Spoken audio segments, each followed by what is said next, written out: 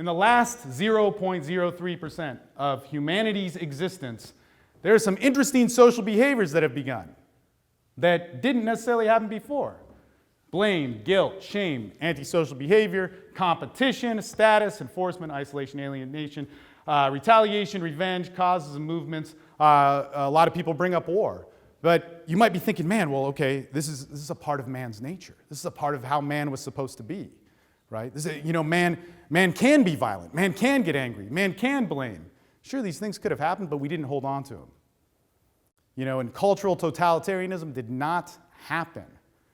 In fact, a lot of you guys are fans of probably like Richard Dawkins and all this sort of stuff. There's a whole bunch of information, or in the Q&A we can talk about books that explain all this sort of stuff. But there was a certain, as they say, thought virus or meme that kind of took hold out of the Fertile Crescent. And actually in the Americas, you can see more evidence of it.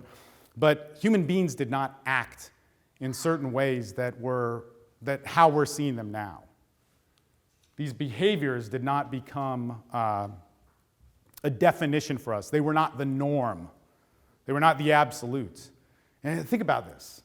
Like, I know more people that could have attributes, actually I'll back up, of like, let's say, antisocial behavior. That's a pretty intense thing. I know more people that have that than who are healthy with their bodies or living in the expression of their bodies. That's crazy. That's crazy. I know more people, and maybe this is just because of me, because I kind of work in this field a little bit, but I know more people with drug problems. I know more people with bipolar than who are healthy. That's pretty crazy. I'm a member of plenty of gyms. I work out and train all this like different jiu-jitsu, martial arts, MMA. So I know a lot of people that are pretty, quote unquote, healthy by society standards. But I know people that are living like outside of that natural state. Some of man's behaviors that have always been there, things like empathy, things like connection, things like love, things like companionship, unity, expression, sense of self-fulfillment. And sure, there could be stuff like, hey, we got angry. We may have blamed, but we didn't hold on to it to the same level. But these are all things that we've always seen. Now think about that. Minimum 250,000 years. Yeah, I got that right, I think. And most of the existence was an expression of this. Sure, there were plenty of problems. Nature only needed us to live to 15 or 20, culture kicks ass. But that's what we saw, and that's our true nature that we forget. So fulfillment, this is kind of an interesting thing. And I started off talking about fulfillment. Man, fulfillment comes off of two things. It comes off of expression and exchange. Okay? These are two things that we lose sight of. And when we backtrack to some of the things that we were born to be healthy, do we see it as expression? Do we see it as an exchange with the world around us and our bodies? When it comes to being social, do we see it as expression, us? Do we see it as us communicating us and exchanging with who they really are, right? Do we see that? Everything we were born to be is fulfilled by this. So our bodies, our minds, our physiology, everything. Our expressions of exercise, our expressions of even how our bodies work, need an expression and an exchange to have meaning. And it's kind of simple, but that's all you need to do. Okay? In our culture, it says a bunch of stuff, right? It says a ton of different things. But happiness and fulfillment, that's why we're here. And we hear all this life hacker stuff, and we hear all this, dating and relationship stuff, the stuff that I work in. Let me just say, anybody standing on this stage who gave a presentation is one of the best in the world. Hands down. But in our culture, we hear solutions to all these things. Happiness and fulfillment. It's achieved. It's a sense of status. It's an image. It's a process. It's a ritual that we do. And it's something that is not within you. It's something outside of you. And that's what our culture says. Our culture says being healthy, it's a physique. It's an amount. It's how fast I run a mile. It's a quantifiable measurement. How much weight I can lift. How much I weigh.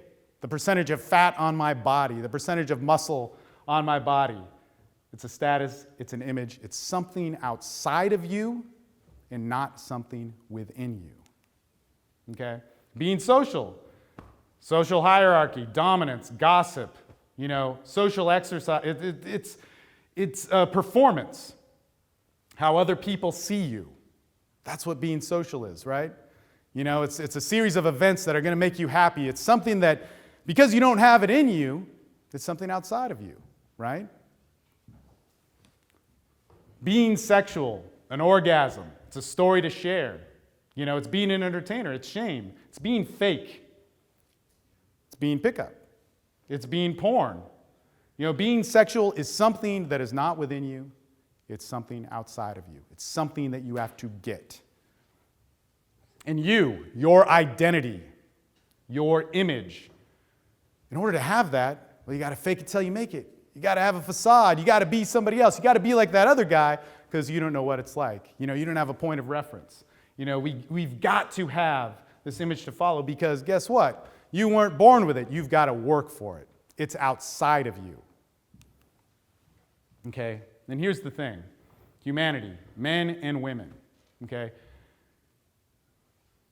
What we've done with our culture is we have taken the force of nature that is already within us, that everything is working towards us, or everything is working for us, almost flawlessly, within moment by moment, millions of things happening with your body.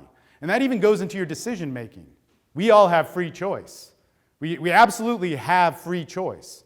We get to decide, but the motivation to choose, the draw of what we choose between, the things that we want, how we connect, man, that's already happening within you. And what we've done is we've taken it, and in our culture, we've gotten so far from how we've been born to be because we've been able to sustain so long that we've become confused to the point where we can't find a solution.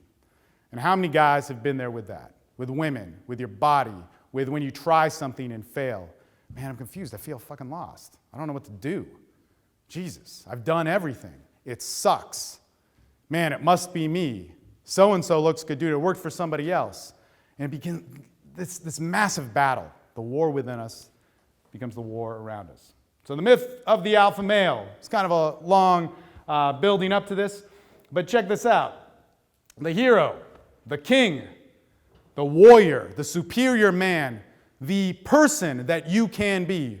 All these things, all these fucking awesome windows into your expression, guess what? They never fucking existed. All of our evolution never had this.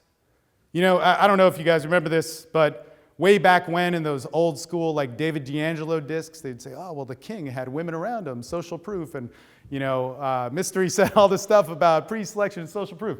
That did not exist in how we evolved. That did not happen. You did not need any of this. You did not need any of these titles. People fought. People probably were leaders. You know, people probably did do something heroic, but it was an action. Just like they probably did blame, and they probably did get angry, but they didn't hold on to it. You know, they did not build it as a part of their identity. You know, and I am of this culture, and we'll probably talk about this later, but I mean, these are huge things that I have struggled with and struggle with on a daily basis. But we never had this. How we evolved as a species, and 99.97% of our evolution, and that's on the low end, physically, emotionally, mentally, sexually, socially, did not have any of this. All right. So let's get into some things here. You know, where we see this happen all the time is in the seduction industry, and we'll go through a few things. But look, we've had hundreds of thousands of guys, maybe millions, I don't know. I've had a lot of dudes that I've worked with. But, you know, we learn a skill, we learn a method. You know, and as we had said before, at least I believe, actually maybe we didn't, but nature does not need science. Man needs science to understand nature. This is kind of like big concept that we have with TSL and VA, or the VA Evolve side that I have. But man needs method. He needs balance. He needs a way of seeing, you know, how the world works. Nature doesn't need balance. Nature doesn't need a method. We may see it within there. We may see it as a consistency, but it doesn't give a shit about it. You know, nature does what it does, right? But so we have all these guys going through this, but how many of them have become socially and sexually fulfilled? You know, how many of them become socially and sexually healthy?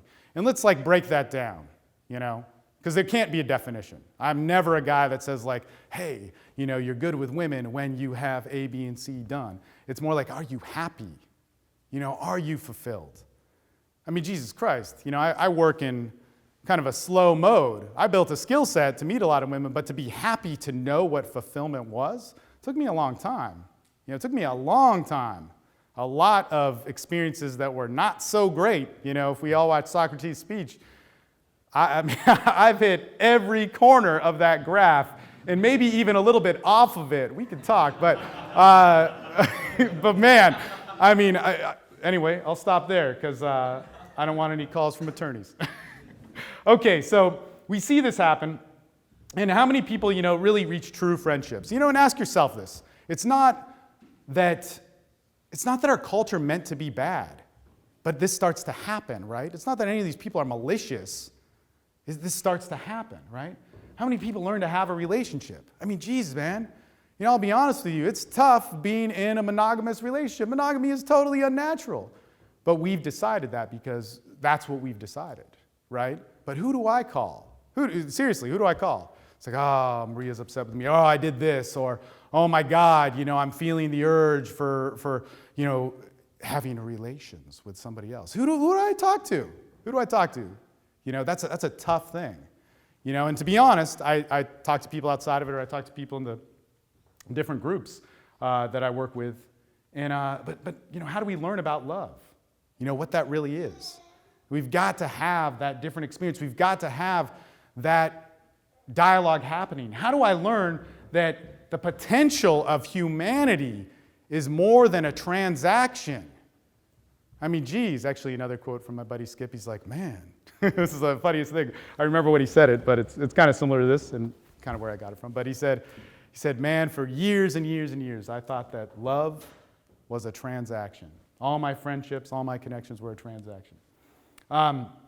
So anyway, when we look at success and ambition, bettering ourselves, hey, we're going to be entrepreneurs. I get caught in this big time, man. I get crazy. I get obsessive. I want to control things. I want everything to be efficient. I want to be, when something's not working, it's like, holy shit, I sent out this email or I promoted this thing and it didn't sell. Scarcity, lack of resources, oh my God, dysfunction.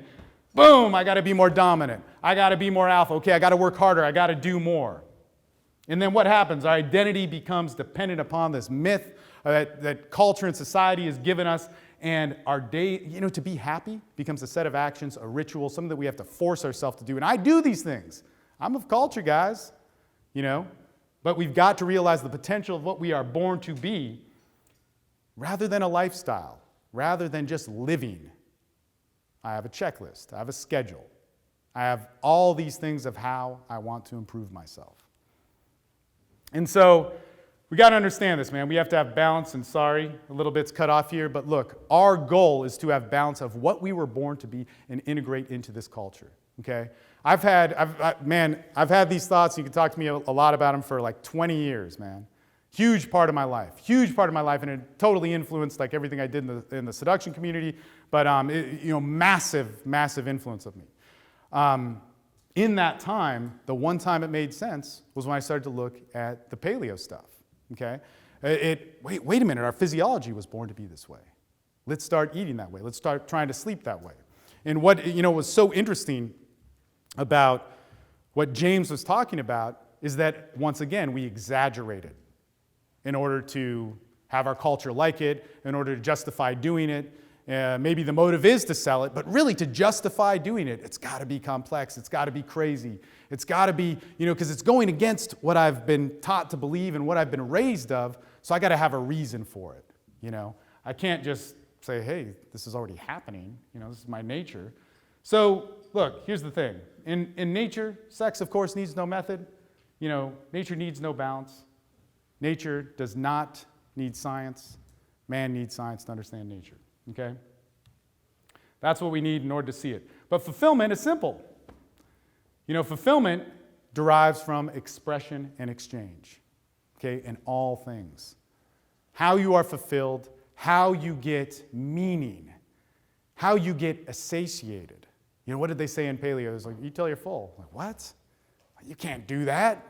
And I'm bringing that up as an example. I'm not trying to promote one way. I know plenty of people have all sorts of different diets and achieve a very healthy and happy lifestyle with it. But man, it was the first time it was like, let's look at how we evolved and actually do it, you know? But how do we express ourselves and how do we exchange? In everything that we do, everything that we were born to be, all those things that I wrote down, and there's probably more of them, how can I just express and exchange with that? And it may not be too sexy, all right? So the solution basically is that we got to mix culture with our natural urges of how we are to express ourselves, right? Now, so I teach in the social dynamics scene, but let me tell you something.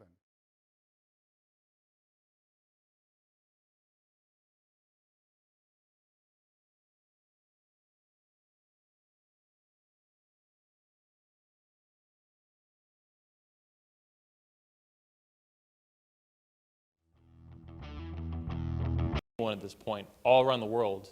I believe he was actually one of two, or maybe even the only speaker in 2012 who spoke at all 3 events held in that year in London, Texas, and Australia. So please give a warm welcome to Steve Mayeda, founder of The Sexual Life. Hey, thank you. Thanks, man. Man, what an honor to be brought on stage by Anthony Johnson. I mean, we all know he's done so much to shape and influence men, but look, I want to start this off with something a little bit different. And standing on this stage, who gave a presentation, is one of the best in the world. I mean, hands down. Higher level of things when guys are more involved in it, 10 times. I mean, there's like 20 hours where we are interacting and talking. I started that, but man, all the ideas here come from those guys. I mean, it's amazing. You know, it's basically what we do. I love teaching in that way. There's no hierarchy. I mean, they're always busting my balls at like, man, take on the leader role, take on the authoritative role, and I'm like, man, but I don't believe in that. You know, I believe that we're all equals. I believe that everyone here has the same potential for your happiness in your social life, your sexual life, your health, you know, all that sort of stuff. I'm never going to be Skylar Tanner or Socrates. I'm never going to be Nick. I'm never going to be James and James. But I'm going to be an expression of myself, you know? And we can't be other people. We just have to be who we are. And anyway, that's kind of what we teach. But we teach in this template of like, look, let's start out with some basics.